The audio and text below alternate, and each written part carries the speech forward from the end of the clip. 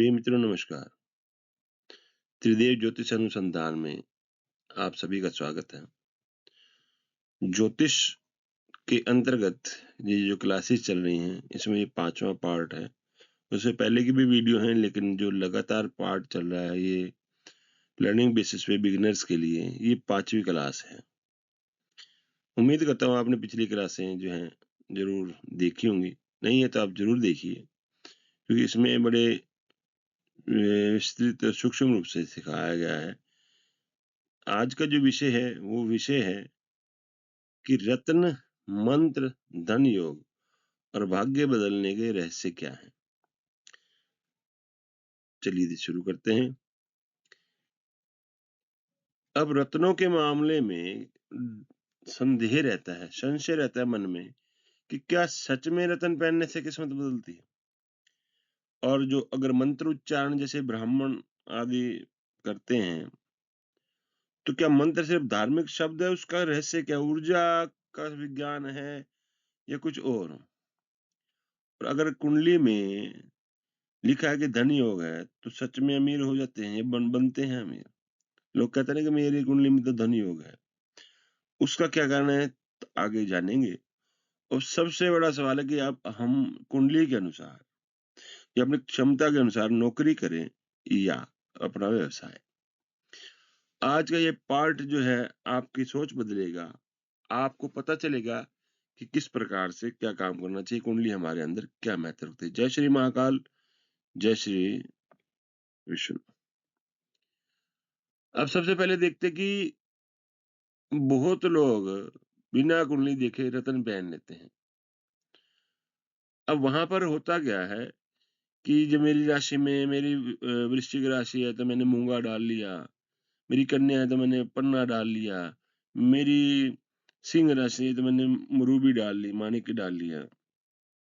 बिना कुंडली के विश्लेषण के कभी भी कोई रत्न धारण नहीं करना चाहिए, ये सबसे बड़ी गलती होती है। यह शुभो ग्रह तस्य रत्नम धार्येत। कुंडली में जो शुभ ग्रह है उसकी शुभता सिर और उसको बढ़ाने के लिए हमें उसका रत्न धारण करना चाहिए, ना कि क्योंकि मैंने अक्सर देखा है लोग कहते हैं कि हमारे आश्रम में या जो ज्योतिषाचार्य जो अभी शुरुआत है या जिनको देखो समाज में बहुत प्रकार के हैं बंदे, तो क्या करते हैं अगर ज्योतिष का कोई आधार नहीं, कोई ब्राह्मण जो पंडित है कर्मकांडी है, ज्योतिष नहीं सीख रखी, उनको भी वो ज्योतिष के अनुसार पूछते हैं तो वो क्या करते हैं कि मंगल अष्टम में हो तो मूंगा धारण करवा देते हैं। ऐसा नहीं होना चाहिए। जो ग्रह कुंडली में शुभ हो उसी का रत्न धारण करना चाहिए। ये बृहत संहिता में लिखा हुआ है, शुभो ग्रह ग्रह तस्य रत्नम धार्येत।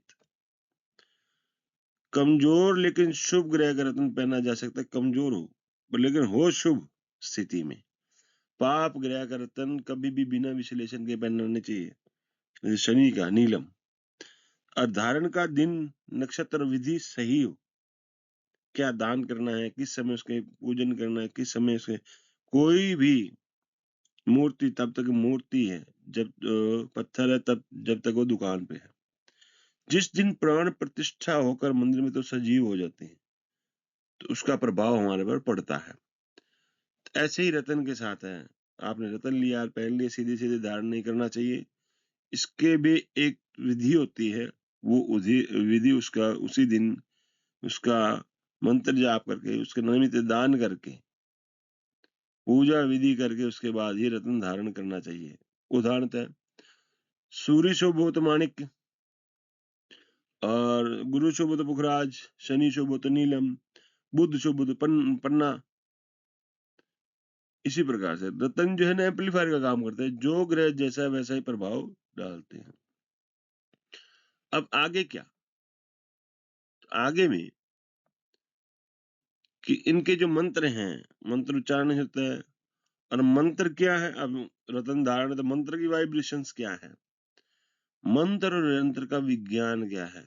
देखिए मंत्र बोलते हैं विद्यार्थी और शास्त्री जन, महापंडित जो पंडित जी होते हैं, जो और जो विद्वान जन है, विद्वत जन है, जो आध्यात्मिक रास्ते पे है, सबका अलग अलग है, लेकिन मंत्रों का उच्चारण का भी है। उस उच्चारण में और मंत्र को शास्त्रीय विधि में देखा गया है, मननांत त्रयायते इति मंत्र है, मंत्र महोदधि में ये कहा गया है कि जो मनन से रक्षा करे वही मंत्र है। अच्छा, विज्ञान क्या कहते हैं? हमारी जो वोकल्स कोड होती हैं, जो हमारा बोलने का तरीका है, वो वाइब्रेशंस करता है। ध्वनि यानी कंपन, कंपन ऊर्जा, और ऊर्जा चेतना पर प्रभाव डालती है, एनर्जी बनती है ना। इसी प्रकार से मंत्रोच्चारण का भी एक तरीका होता है। आपने कभी देखा हो, जैसे गुरुकुल में विद्यार्थी जन एक ही सुर में जब स्वस्ति वाचन आदि मंत्रों का उच्चारण करते तो वो वाइब्रेशंस कितनी पॉजिटिव हो जाती है, सकारात्मक ऊर्जा से भर जाती है। इसी प्रकार से यंत्र, लोग लक्ष्मी यंत्र या धन यंत्र, कुबेर यंत्र लेके आ जाते हैं और लगा देते हैं, नहीं, उसके तरीके से पूजा होती है, उसके विधि विधान से समझाया जाता है। वो एक ज्योमेट्रिक सर्किट है, उसमें एक गणित का एक तरीका दिया गया है, सूत्र से वो बना होता है, और मंत्र जो है वो फ्रीक्वेंसी उसके साथ अटैच करता है। तो यंत्र और मंत्र जब दोनों मिलते हैं तो परिणाम थोड़ा सा ट्रिगर होते हैं और वो तेजी से परिणाम मिलते हैं। खाली ला के आप रखें। अब यहाँ पर कुंडली में आता है कि चलो जी हमने रत्न धारण किया, मंत्र यंत्र का भी उच्चारण अच्छा किया, अब उसका धन योग है कि नहीं है, तो कुंडली में धन योग कैसे कैसे देखा जाए? हर अमीर व्यक्ति की कुंडली में 2 संचित धन, पारिवारिक सपोर्ट, 5 जो है प्रारब्ध, 9 भाग्य नवम में, और एकादश भाव जो है वो लाभ का है। मजबूत होते तो वो धनी होते। इसके अलावा और भी चीजें देखी जाती है, लेकिन आपको एक सामान्य तौर पे ये बताया जाए तो धनाधिपो लाभगे चेर्णिनाम धन समृद्धि ग्रह, यदि धन का भाव का स्वामी लाभ भाव में हो तो धन वृद्धि होती है। अच्छा, मुख्य धन योग कौन कौन से हैं? लक्ष्मी योग, धन योग, गज केसरी योग, राजयोग, ये योग। लेकिन ध्यान रखें, योग अकेले काम नहीं करते, योग की दशा प्लस गोचर तो रियल रिजल्ट निकलता है, वास्तविक परिणाम है। अब यहाँ पर प्रश्न उठता है कि नौकरी बनाम व्यापार, मन में संशय रहता है कि भाई बहुत से ज्योतिषाचार्यों को सुनते हैं बुध खराब है या गुरु खराब है, ये शनि का जो वक्री है, कुछ इस प्रकार से कुंडली विश्लेषण करते हो, दिमाग में ये आता है किस प्रकार से पता चले कि हमें बिजनेस करना चाहिए या नौकरी करनी चाहिए, जॉब करनी चाहिए। तो कुंडली में देखते क्या है? जो छठा भाव है सेवा भाव का, यानी नौकरी छठे भाव से देखी जाती है, और व्यापार, क्योंकि व्यापार आप सातवें भाव से आप गृहस्थ देखते हो, पार्टनरशिप देखते हो, तो पार्टनरशिप हो या व्यापार हो, वो बुध का भी कारक है और शुक्र लग्जरी का भी कारक। तो सातवां भाव व्यापार से देखा जाता है, और 10वां भाव में कर्म क्या करे, वो कर्म से ही व्यापार होगा ना, जिस कर्म को करेगा फिर वो व्यापार के रूप में ले जाएगा। या अगर जिस कर्म में अगर छठा भाव मजबूत है तो वो उस कर्म को चुनकर उसी फील्ड में जाके नौकरी या जॉब करेगा। और 11वां भाव लाभ का भाव है, किससे क्या लाभ होगा। तो ये सभी इक्वेशन से लगाकर देखकर विश्लेषण करके ये चीज बताई जाती है कि जैसे षष्ठो भाव सेवा कार्य सप्तम व्यापार कारक है, जातक परिजात में लिखा हुआ श्लोक। छठवां भाव मजबूत है तो नौकरी, 7वां प्लस 11वां भाव तो व्यापार, जो 11वां लाभ का हो गया, सप्तम जो व्यापार का है। और उसमें भी अगर सूर्य शनि बलवान है तो प्रशासन से लाभ होगा, यानी गवर्नमेंट जॉब या जो ठेके होते सरकारी वो। और बुध राहु बलवान है तो बुध जो होता है बुद्धि, स्किल, कौशल, और राहु जो है वो सकारात्मक सोच, तरीका, चालाकी देता है। व्यापार और मार्केटिंग, ये दोनों चीजें चाहिए इसमें, तो व्यापारी कामयाब होता है। इसलिए कहा भी गया है कि हर किसी को बिजनेस नहीं करना चाहिए तो हर किसी को व्यापार भी नहीं करना चाहिए। तो कुंडली के बिना विश्लेषण के ये काम कभी ना करे।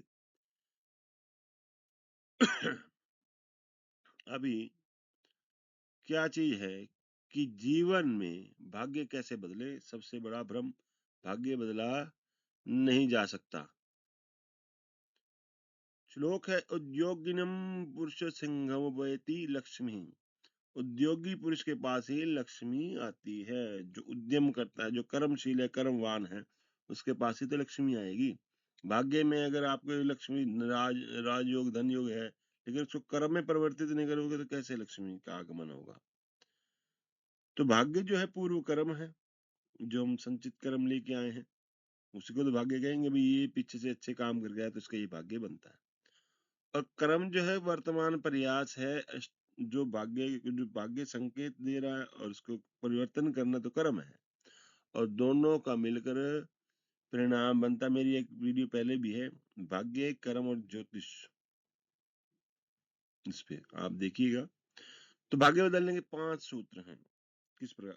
ग्रह के अनुसार कर्म करें। जो ग्रह आपके कुंडली में विश्लेषण करवाएं अच्छे ज्योतिषाचार्यों से, जो विद्वान है।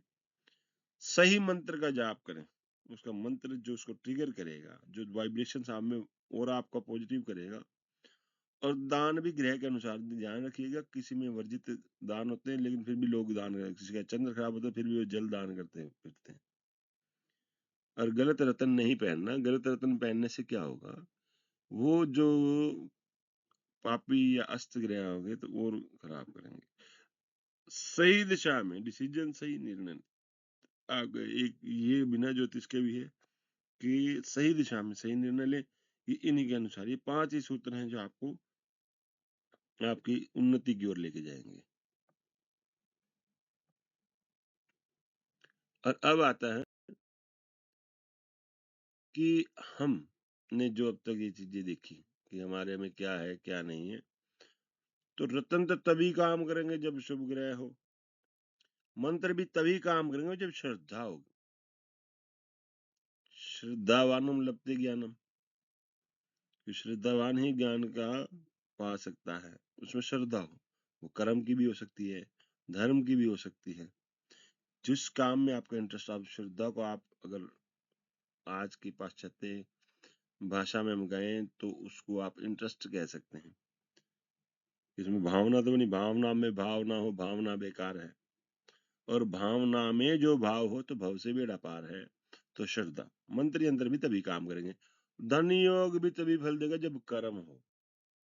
धन योग है, बैठे हैं जी, नहीं हमारे तो बैठे बिठाया जाएगा, जिसको मिलना है वो।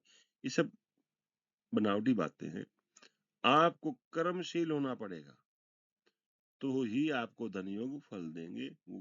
योग में जो अड़चने आएंगी उसमें शनि के उपाय, जैसे देरी, संघर्ष, राहु या शनि ये करवाते हैं, केतु रिटैच करवाते हैं उस काम से, वो भी कुंडली के विश्लेषण से जरूर करें। क्योंकि कुंडली संकेत देती है, कर्म आपको करना पड़ेगा। और भाग्य भी तभी बदलेगा जब आपके निर्णय सही होंगे। ठीक है, आशा करता हूँ कि आपको ये पार्ट जो 5 मैंने बनवाया है, 5वां, पसंद आया होगा। मेरे चैनल को लाइक करें, सब्सक्राइब करें और कमेंट में लिखें भाग्य बदलना है। जय श्री महाकाल, जय श्री राधे। मैं आपका पंडित नीरज पाठक आपका तहे दिल से धन्यवाद करता हूँ। आप यहाँ तक आए। नमस्कार, राधे राधे।